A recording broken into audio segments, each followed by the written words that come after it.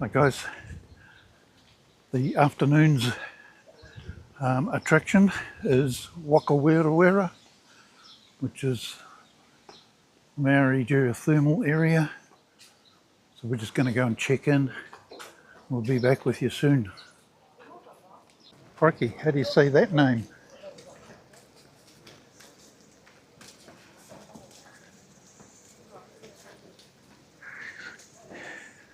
Come a little bit closer, ladies and gentlemen, please. Just so I can see your beautiful smiley faces. Lies. It's all lies. No. Would I lie? Once you get to know me, I don't lie. Okay. Well, we've got a little bit of break in the weather. Let's seize this opportunity while we've got a bit of a clearing. So what I want to do this afternoon, ladies and gentlemen, I do want to welcome you in my native tongue.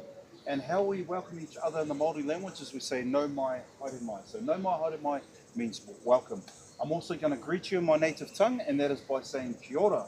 Can we all say kia ora? Kia ora. So kia ora is hello, how are you? Greetings, g'day. Tēnā koe. Tēnā koe, but in its true essence, good health to you all. So good health to you all, ladies and gentlemen. My name is Daniel. I'm going to be your guide for today. Now, it is a privilege and an honour to be your guide today. Why? Because I am a descendant of this village that we're about to embark on. So basically what that means, this is the home of my people, the village of my ancestors, and I get to share it with the world. So how cool is that, eh? So just to get started, while you were waiting ever so patiently over at the admissions building, did anybody get the opportunity to have a look at this name? I gave up trying. It's the same name that's on the admissions building while you were waiting. Did anybody get the opportunity to have a look at the name? You probably looked at it. Did anyone want to have a go at pronouncing it? Wouldn't even attempt it. No? I've heard it said a few times, but I wouldn't try and duplicate that. Duplicate? Okay. Do you want me to? Yeah. Okay. So this is the name of our village, by the way. Okay. Oh. And the name of our village goes like this: Te Whakawerawera tanga o te ope taua a wāhio. So that's the name of the village in its full entirety. What we're going to do is we're going to have a go at saying that name, but I am going to break them up into syllables to make it a little bit easier to pronounce. So little bite-sized pieces, okay? Not. Okay. So repeat after me. Te. Te. Wha. Wā. Ka. Ka. Rewa. Rewa. Rewa. Rewa. Tanga. Tanga. Ote. Oti. Ope. Ope. Taua. Taua. A. A. Wāhio. Wāhio. Te whakarewarewa tanga o te ope taua a wāhio. Woo! Awesome. So, what does the name mean? So the English translation of the village name means the uprising war party of Wāhio. Ooh. So there was an uprising that took place in this village over 300 years ago where a great chief gathered his men together to go avenge the killing of his father.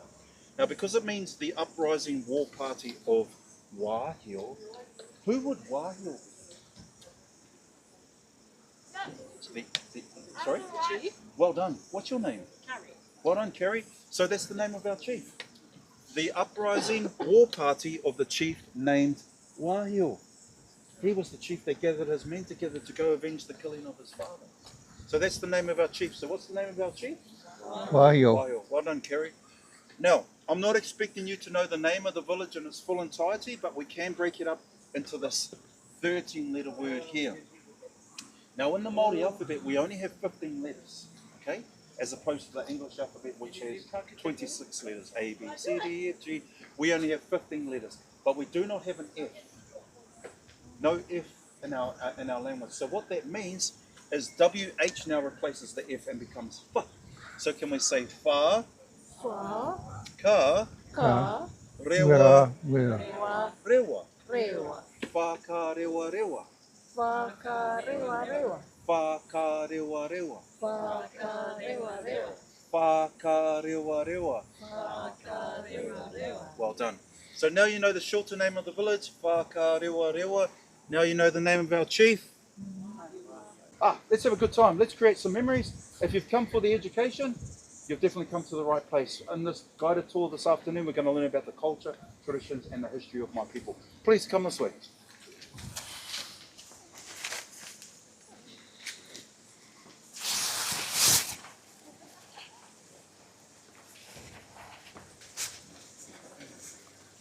Okay, folks, so we'll come to our archway. Now, this archway was built in the 1950s. Why? It was built in commemoration and honour of our brave soldiers that fought both in World War One and World War Two. Now, every year, April 25th, we celebrate what is known as Anzac Day. For those that are from Australia, you're probably familiar with Anzac, Australia, New Zealand Army Corps. So every year, April 25th, we come together with the nation of Australia and we honour our brave men and women. This also poses as our entranceway into our village as well. As you can see beyond, we're stepping into a geothermal wonderland. Now, with that geothermal wonderland comes hazards. So in the interest of health and safety, there are temperatures in here that exceed well over 100 degrees Celsius. So please keep that in mind. Do not be tempted to touch them because you will be burnt, and I am responsible for your safety as well. Are we all clear on that? Yeah. Awesome. So without further ado, no mai haere mai, welcome to Whakawerawera, the living Māori village.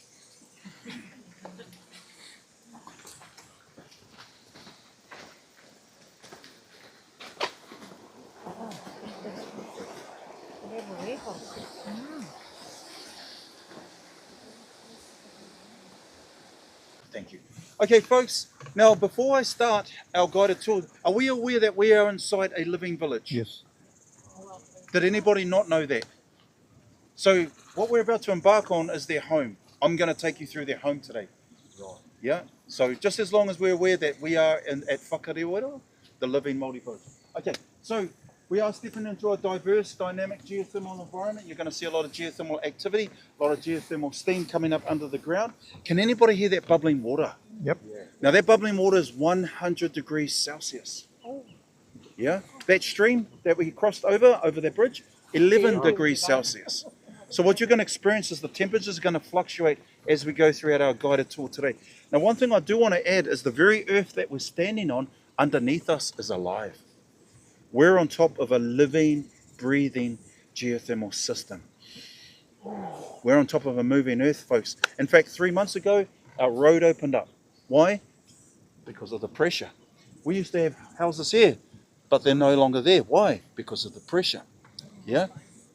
Ground started collapsing and then the homes collapsed by home. Now in the distance there, that's how we would have built our homes.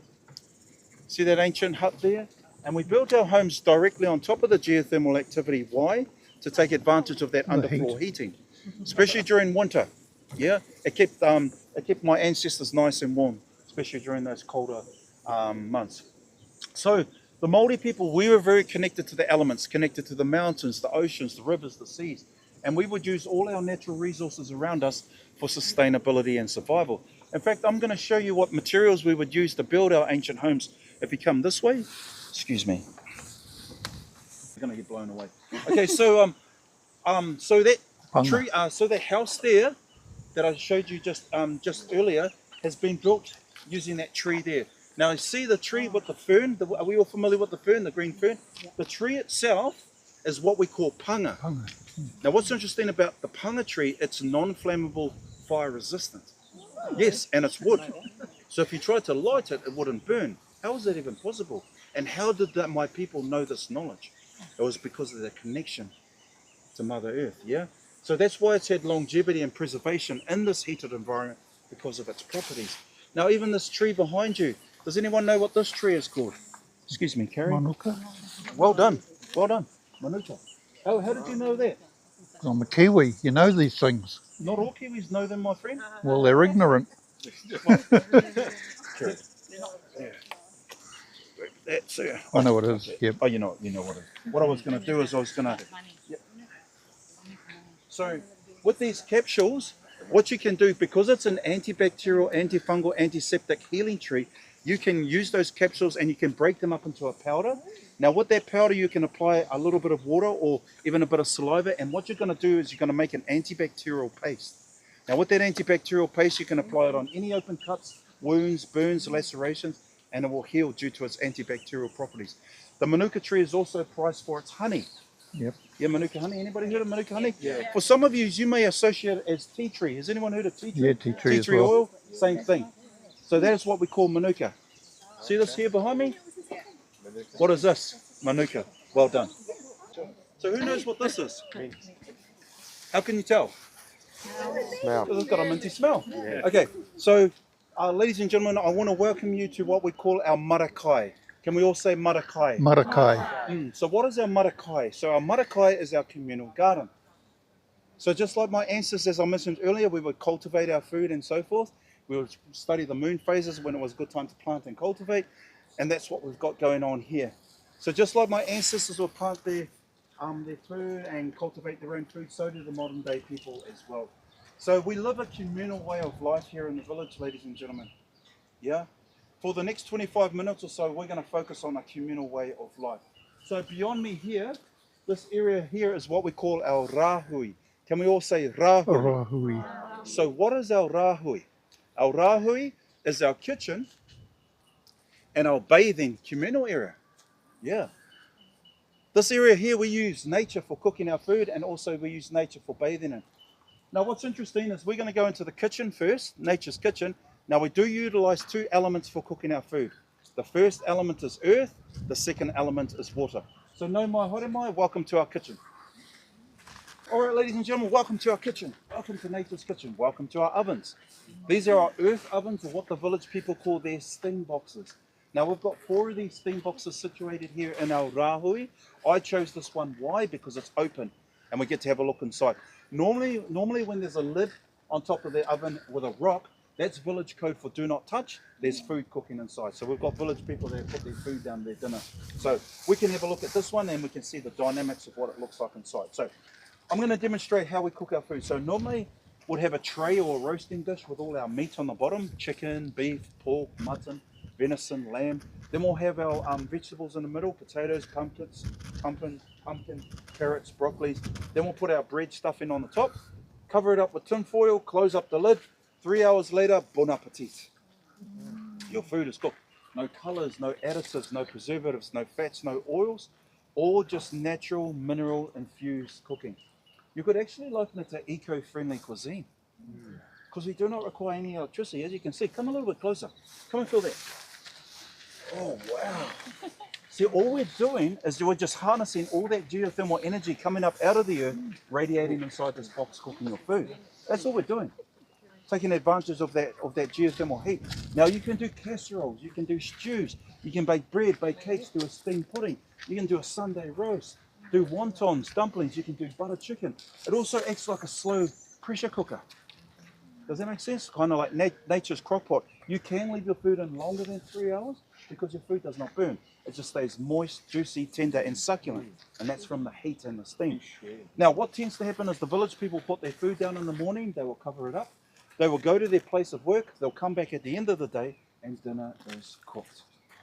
However, when they do come to collect their food, their dinner, is that the meat starts falling off the bone. Ooh. Don't need an air fryer, do you? Wow. Has anybody tried this method of cooking? It's what the Māori people call hangi. Yeah, hands up. Hangi. Okay, please, I encourage you, if you haven't experienced this type of meal before, it's the traditional way the Māori people cook their food, please try it. It's absolutely delicious. Now, the beauty about living here in the village of Whakawerawera, we get to utilize this geothermal resource at our fingertips. Now, if you were outside of the village, you would have to dig a big hole, heat up rocks, put those rocks in that hole, put the food on top of those rocks, and then cover it up with dirt. Here, you just spray and walk away. All you're doing is just putting your food down, cover up the lid, come back 3 hours later, and it's all done. So this is what we call a steam hangi. The other form is an earth hangi, but this is what we utilize to cook our food here in the village. All right, ladies and gentlemen, so welcome to our second method of cooking, our beautiful geothermal mineral pool, Hare Kohuru. Now, some interesting facts about this cooking pool. Now, temperature. What kind of temperatures do you think we're dealing with here, Karen? Hot? What temperature is hot? I'd say boiling. Boiling, which is anybody? 100? Okay, so we're 90 to 100 degrees Celsius. Okay, but that is just on the surface. Ooh. The further down you go, the hotter it gets, but just on the surface, 90 to 100 degrees Celsius. Do you want to hear something crazy? No. What, Daniel? Okay, so this geothermal system has no recorded depth. What does that mean? What does that mean? Don't know where the bottom is. Yeah, there's no bottom. It's bottomless. So this geothermal system just goes for miles and miles and miles. and miles into the Earth's core. Awesome. What about the beautiful colors? Come on. Come on. Have you ever seen anything like this before? What about the beautiful colors, people? No bacteria. No Minerals. bacteria? The minerals. Yeah. Because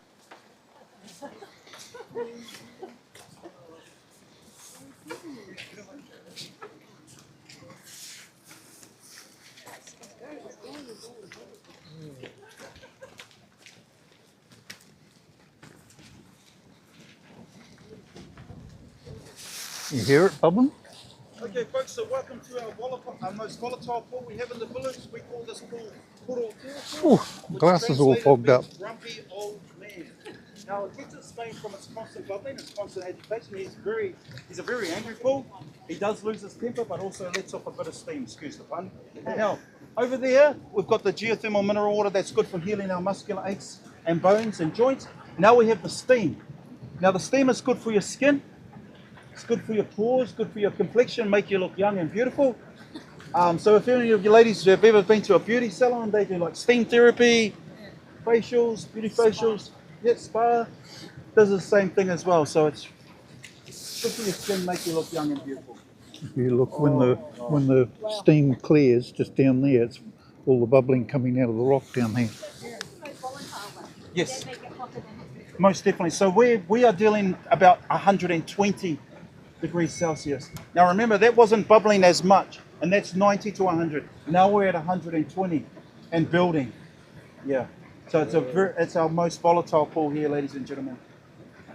Also, too, the steam is, if anyone has any breathing conditions, asthma, hay fever, sinus, a common cold, you can breathe in your nose and out your mouth, and it'll help clear any of those conditions as well as make you look young and beautiful. Oh, wow.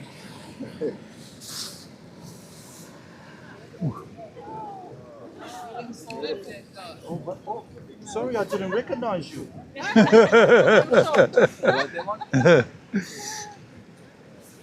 Your nose is growing.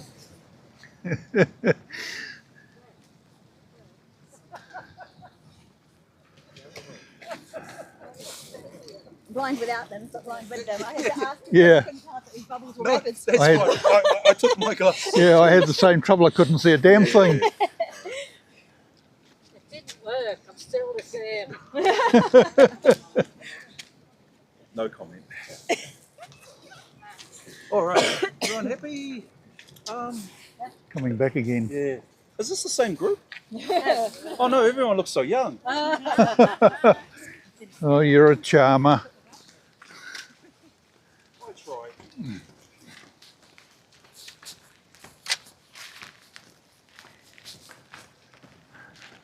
Well. Okay, folks. So now we've come back to our cooking pool. So if you recall, on the other side, we got to try the delicious corn. Now we get to see how the water exits out of Parikohuru down this narrow ravine, down that gravity feed channel to our bathing pool. Where is So it? 90 to 100 degrees Celsius at our Can pool. you Air plus distance plus Can you time release has my just naturally helmet? cooled itself down to 40 degrees Celsius. So from point A to point B, it has naturally cooled itself down 60 degrees Celsius. How cool is that? Just down that gravity fed channel. Air you. plus distance plus time. So pretty self-explanatory, pretty simple system, and it works for the people here in the village. Oh, my glasses fogged up again. Nobody's prepared. Where's that path gone?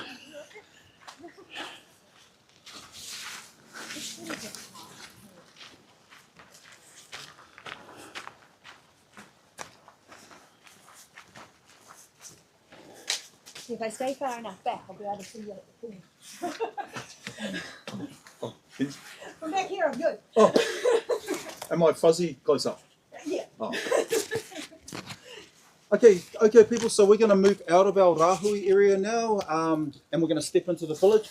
Before we step out of the Rahui area, does anyone have any questions pertaining to what we've just witnessed so far, or what we've been able to discuss so far? Any questions? No questions? Okay.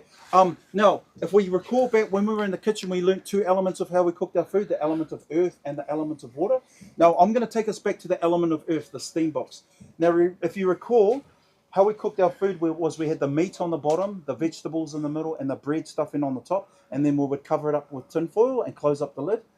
But hang on a minute, we didn't have tin foil back in ancient times. So what did we use? Flax. Leaves. Flax. Has anybody heard of flax? Yep. Yeah, the Māori people, we call it harakeke. The botanical name is Phormium tenax. So what we would do with the flax is we would grab this flax and we would dip it in the hot water in parekoru, and with a mussel shell, we would extract the fibres.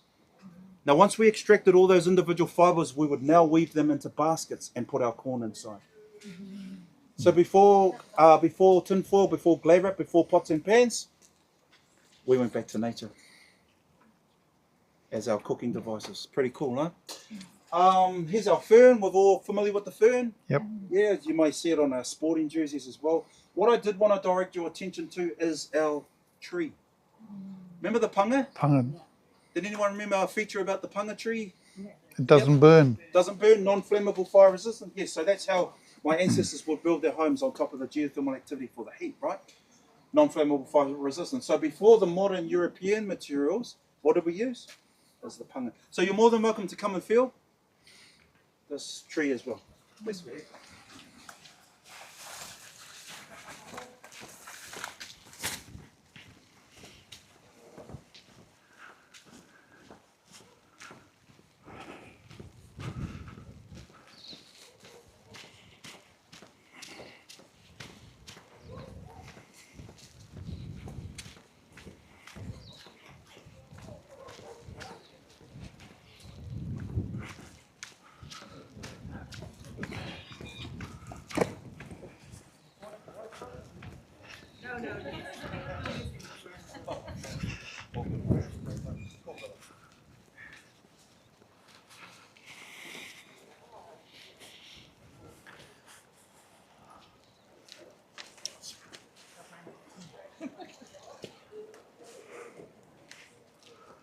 All right, folks, come a little bit closer.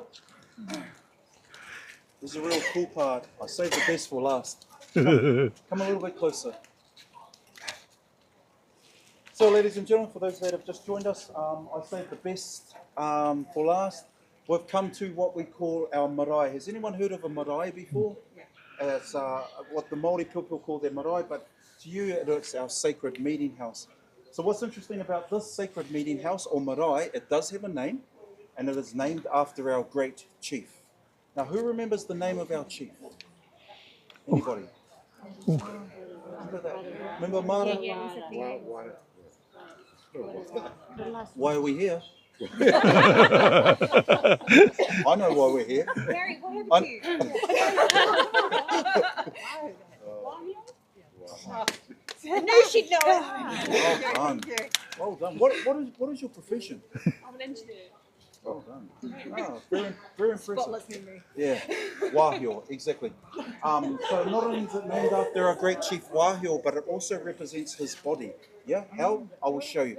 Now, if you look at the top, that represents the head of the chief.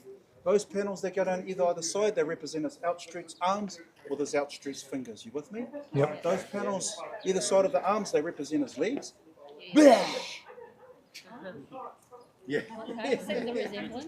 There's a rafter that runs all the way through. Is he handsome? There's a rafter that runs all the way through that represents his spine.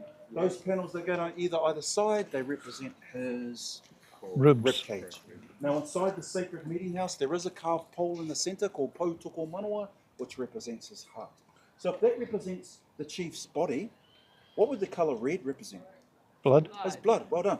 Now if you were to enter inside this sacred meeting house, you would have to remove your shoes. Yes. Why? Because as a mark of respect. Because now you're stepping into the sacred ancestral body of the great chief Wahoo. Now, getting down to language and communication, how did my ancestors communicate back in ancient times? Does anybody know? Song. Song? Hey? Yeah. Dance? Stories. Song, dance? Storytelling. Karen? Any idea of how we... Sculpture. Sculpture? Kerry? Come on, Carrie. Symbols? Come on, Kerry. No pressure, Kerry. Okay. One method of how we communicated, ladies and gentlemen, was through our carvings right in front of you. Wow. Where did they come from? Okay, so woven throughout all these intricate carvings are telling the stories of my people our histories, our origins and ancestries, our genealogies, our battles, our warriors, our myths, our legends, our navigations through the oceans, even down to the face. Even the face has a story, yeah? So whether it's tribal carvings on a sacred meeting house or tribal tattoos on a man's face, it all has a unique story to the tribe, a unique story to that individual. Now, who here has seen the tattoos on the men's faces here in New Zealand? Hands up. Yeah. So that tribal tattoo on that man's face is called mata ora. Can we say mata? Mata ora. Ora. Ora. Mata ora. Mata ora. So mata meaning face, ora meaning living. So living face, living body. Yeah. Now with the mata ora, one half of the face would explain the mother's genealogy, the other half of the face would explain the father's genealogy. Now my question to you beautiful people this afternoon is, which side do you think the mother's side is on? Left or right? Left. It's the side of the heart. Left. Mother's side, left or right? That's when The heart side.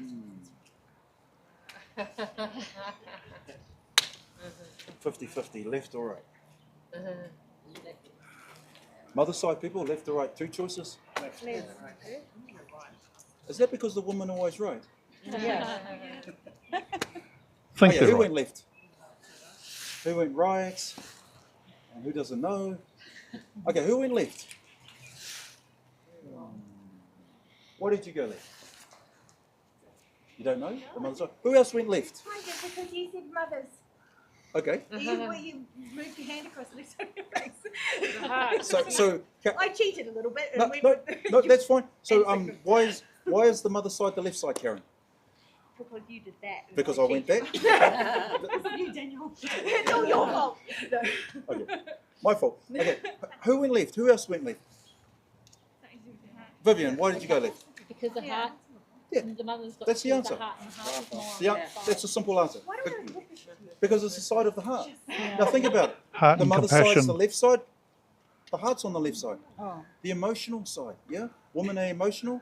The heart is the heart of emotion, you know, it's the emotional side. But you look in his right hand, in his dominant hand, he has a weapon. It's called a mere, an ancient club type weapon they used back in battle. Now that mere was made out of a certain type of stone in New Zealand called greenstone. Has anyone heard of greenstone? Yeah. Or jade? The Māori people, we call it pounamu. Pounamu. Very sacred stone to my people. We believe it has its own modi, its own life essence. And on a hardness scale from 1 to 10, a diamond is a 10, pounamu is a 7. 7, which made it a hard, resilient stone to carve our weaponry out of, but also our beautiful jewelry. And another interesting fact about the pounamu, it is only found in one area, Yep. the South Island. Now, you know how New Zealand's made up of 2 islands, the North Island and the South Island. The South Island was named after the stone, Te Wai Pounamu, the waters of the greenstone. Because you can only find this in the cold waters of the cold streams of the South Island. Did you know that? Yep. Now you do. Okay, getting back to this warrior. Have we all seen this before? Kamate, kamate, ko. What was I just doing? The haka. What is the haka? A war dance. Well done. Well done. So, it is a war dance. The very essence of the name, haka, ha means breath, ka means fire. So, breath of fire. But yes, it's a war dance. Thank you. Now, here in New Zealand, our national sport is rugby. Yeah?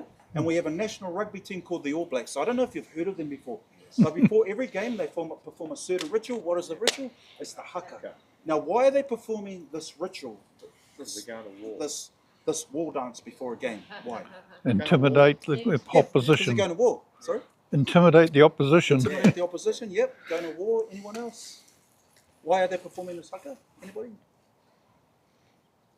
Okay, so they're preparing for battle. Yeah. They're getting ready for war. So we've all seen those war movies, right? Who here has seen Braveheart? Anybody seen Braveheart? Yeah. Yep. Freedom! Yeah. Has anyone seen Gladiator? Yeah. Anyone seen Gladiator? Yeah. Yeah? My name is Maximus Decimus Meridius. Yes. Brothers, what we do now echoes in eternity. What's he doing? What's he doing? Hyping them up. Why? Why? Everybody needs He's a pep preparing them. talk. So, Everybody needs a pep talk. yeah. That's a good pep talk. Yeah. Are you not entertained? Of course. Yes. That's exactly what it is. It's pep talk. It's motivating them, right? Yes. Why? Because they're about to go into battle. So that's why when you see these men performing this haka, that's what they're doing. They're preparing for war. Now, one thing you'll notice is when these men perform this haka, they poke out their tongues. Now, the poking of the tongues is called pukana. Can we all say pukana? Pukana. So pukana is an act of defiance. They're to scare, to intimidate, to frighten the opponent. Now, one thing I do have to add, however, it is only the men that poke out the tongue, okay, not the women, okay? Now, when we cast our attention back to our sacred ancestral carvings, there's a lot of poking of tongues. Yeah. What do you see? Sorry, Vivian. What? Well, you wanted the pep talk. So, what do you see, ladies and gentlemen? What story do you see? Warriors? Carrie? They're scaring people off. Scaring people off? Anybody else? What do you see? What story do you see? I know you want to say something, Carrie. I'm sure you already said it. Male-dominated field. Yes, most definitely. Most definitely. Male dominance. Anyone else see anything? Okay. All right. Many men, many warriors, many battles. One thing you'll also notice is you'll only find carvings of women and children. Why, Mara? Safety. Safety, and they're being Protected. well done. By who? The warriors. The men. Well done. That is why when you look at our sacred ancestral carvings, there is a male dominance out here. And when you're looking at the chief's body, he's already in battle mode. He's already in haka mode. Protecting who? The women. The woman and the children. The family. The village. Yeah? You see that? Mm-hmm. Now it was up to our men. We had to be battle ready at any time. Why? Because of our rich minerals, our rich resources. When other tribes learnt of what minerals and resources that we had here in the village, they became envious. They thought it was a gift from the gods, and they wanted to come and seize it for themselves. So our men had to protect our home, protect our loved ones. That's why they're in the heart. It hasn't been easy to live here, ladies and gentlemen. We've had to fight to survive.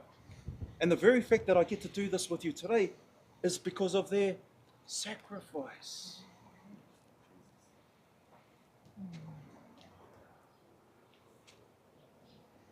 So were there no female warriors ever? There were female warriors, yes, but the men, they were considered as the protectors.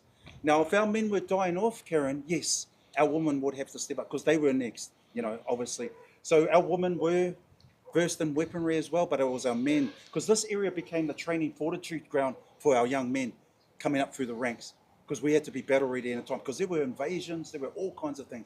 Because once everyone learnt what we had here in the village, they thought, wow, the earth, they're using the earth to cook, they're using the earth to heal, they're using, their stream, a source of drinking water, a source of food.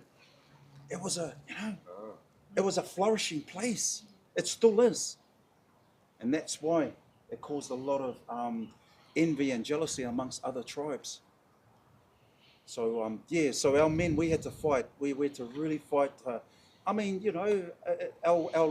livelihood, not only ourselves, but our women and our children, our whole village, our whole existence, depending on our men being brave. So that's what that story is telling you, ladies and gentlemen. So it's a place of protection, a place of refuge, a place of sacrifice, a place of love, a place of death. Yeah. When it comes to genealogy, when you're looking at the right leg, you can see the grandfather, you can see the son, you can see the grandson. So all I'm trying to do here is bring this ancient story to life.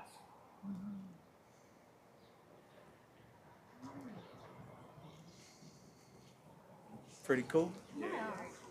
That is sacred knowledge, ladies and gentlemen. What I was able to share with you now is sacred knowledge. Not many people know about the stories of my people.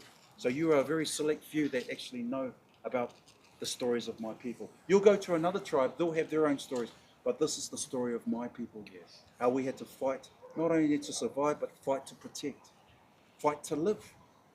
And as I said, I am part of a legacy that has spanned hundreds and hundreds of years. And the fact that I have the privilege and honor of being your guide today is because of what you see before you. All right, ladies and gentlemen, so please take the opportunity to take photos, and then I'm going to wrap it up. Yes, Karen. Yes. Today, ladies and gentlemen, so from the bottom of my heart, I want to say ngā mihi. Thank you very much. Thank you very much for allowing me to be able to share my home. Thank you for letting me share my home with you today. It was really an honor and a privilege. I set out to make this an educational tool. I hope I was able to do that, where I was able to share our culture, the traditions and the stories of my people, the stories of my ancestors with you today. So thank you for taking time out of your busy day for allowing me to be able to share with you today. I know it's a lot of information to try and condense within an hour, so I try to keep it simple, but also too as authentic as I could. So thank you so much. Please share it with your loved ones when you do get back to your respective homes. I am but a vessel, but it's when you share it when you get back to your home, we're able to get the message out to the world, and so they too can experience this beautiful treasure that we have here at Whakawerawera, the living Māori village. So to show my appreciation, I do want to leave you with what we call a waiata. So it's which is a song. So it's customary in our culture, in the Māori culture, to leave our guests and our visitors with what we call a waiata. So this waiata that I'm going to sing for you, no, it's not a song of war. No, it is a song of love and a song of blessing. So basically the song that I'm going to sing for you in my native tongue is to bless each and every one of you, and to also wish you safe travels while you're in our beautiful country of Aotearoa, New Zealand. And it goes like this. I'm going to sing it in my native tongue.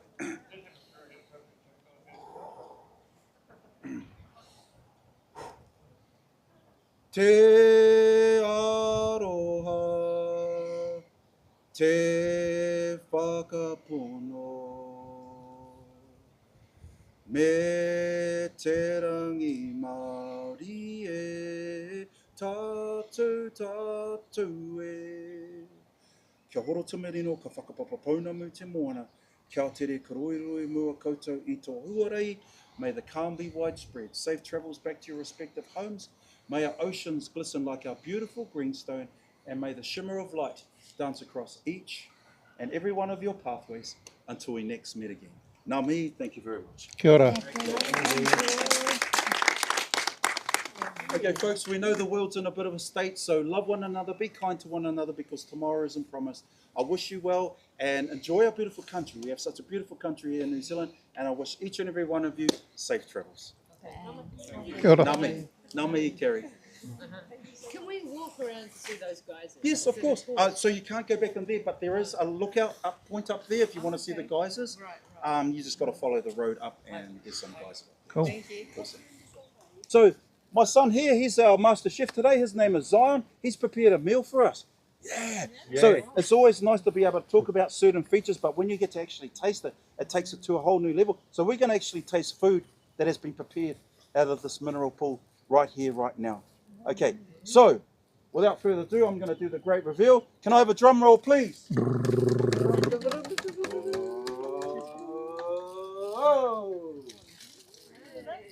What do we have here, ladies and gentlemen? Corn cob. Yeah. What do we have here? Corn. No, not just corn, but mineral infused sweet corn. Yeah. So what I did want to show you is the method of how we cook the corn. Has anyone seen this material before? Muslin. It's what we call muslin or cheesecloth. And what this muslin cheesecloth allows for even cooking, yeah? So corn usually takes about 5 to 10 minutes, eggs, 4 minutes, mussels, 30 seconds. Few dunks, shell opens, good to go. I'm just going to hand this over to our master chef. Okay, the corn is waiting for you. So when you bite into it, then you're going to get the sensation of what I'm talking about. Okay. Now, there are over 70 minerals. I explained probably about 10 of them, but there are over 70 minerals.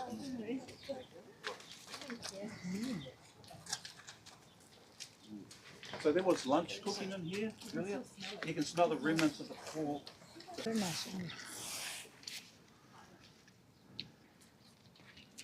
This is like cook what with what? With the steam. In there. In the bag, in the water. It's a big pot. That's all you got to think of it as, is a big pot. It's just purely for the exercise. So what we are going to do now, we're going to leave the kitchen for the time being.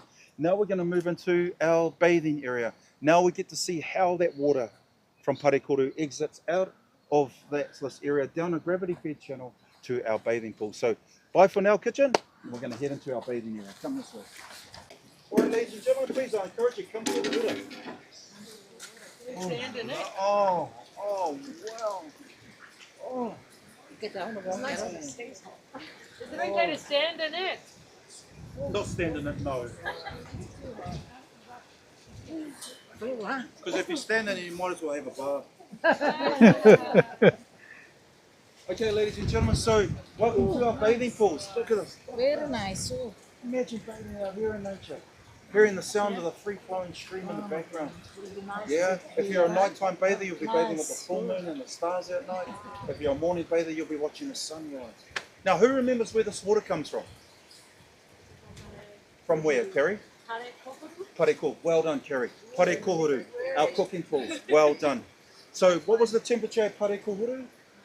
90 to 100 degrees Celsius. So, air plus distance plus time has just naturally cooled itself down to 40 degrees Celsius. Oh, wow. Just by getting here, it's just naturally cooled itself down. Now, this is where we come to bathe out in nature, 6 baths. As I mentioned, if you're a nighttime bather, full moon. If you're a nighttime morning bather, watching that sunrise. And the best part about it, if you're bathing at nighttime on the moonlit sky, you get to hear the sound of free-flowing stream behind you, right? Good for your equilibrium, good for your mind, body, and soul. Also, some of the benefits of bathing in this water is good for any muscular aches and pains, any sporting injuries, sore muscles, sore bones, sore joints, sporting injuries, arthritis, rheumatism, age. This works wonders for your body. Once you submerge yourself in this water, it just radiates through your muscles, through your bones, through your joints, leaving you nice, rejuvenated, and healed. Welcome to our geyser lookout platform, ladies and gentlemen. Now we do have 3 active geysers, A, B, and C. Repeat after me. A, Kohotu. Pahotu, B, Te Tohu. Te Tahu, C, Kereru. Kiruru. So 3 active geysers, Pohotu, Te Tohu, and Kereru, A, B, and C. Now they do erupt every hour, and it looks like we've got a bit of an eruption going on there, ladies and gentlemen. So, yeah. See it coming up? See the first geyser there on the flat area? Yeah. See it spitting all the water out? Oh. Oh, yeah. And that's just the small one. He was explaining there's 3 along that rock there, and the one over there that's got just that little bit of steam coming up on the left hand end there, that's the 4th biggest one in the world. Oh. It can shoot up to 30 meters. Oh. Ooh, it's getting taller. No, that isn't it. So this is Whakawerawera, this is White Island. As White Island was erupting, it was pulling the pressure away. So we lost that. Yeah. We lost the pressure. Why? Because I was being pushed out of White Island. Now it wasn't the activity being lost, it wasn't the pressure being lost, it was the pressure being returned. Now we understand that every action has an opposite and equal reaction, right? Do you understand that? Okay, so that's what was happening.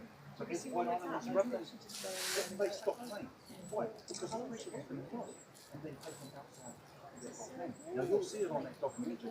Now, as I said, it wasn't the pressure being lost, it was the pressure being thankfully it wasn't the force. But I wasn't here that day, but that's probably the most recent example. So, having said that, we're going to do today, ladies and gentlemen. So, from the bottom of my heart, I want to say ngā mihi. Thank you very much. Thank you very much for allowing me to be able to share my home. Thank you for letting me share my home with you today. It was really an honour and a privilege. I set out to make this an educational tool. I hope I was able to do that, where I was able to share our culture, the traditions and the stories of my people, the stories of my ancestors with you today. So thank you for taking time out of your busy day for allowing me to be able to share with you today. I know it's a lot of information to try and condense within an hour, so I try to keep it simple, but also to as authentic as I could. So thank you so much. Please share it with your loved ones when you do get back to your respective homes. I am but a vessel, but it's when you share it, when you get back to your home, we're able to get the message out to the world And so they too can experience this beautiful treasure that we have here at Whakawerawera, the living Māori village. So to show my appreciation, I do want to leave you with what we call a waiata. So it's custom, which is a song. So it's customary in our culture, in the Māori culture, to leave our guests and our visitors with what we call a waiata. So this waiata that I'm going to sing for you, no, it's not a song of war. No, it is a song of love and a song of blessing. So basically the song that I'm going to sing for you in my native tongue is to bless each and every one of you and to also wish you safe travels while you're in our beautiful country of Aotearoa, New Zealand. And it goes like this. I'm going to sing it in my native tongue.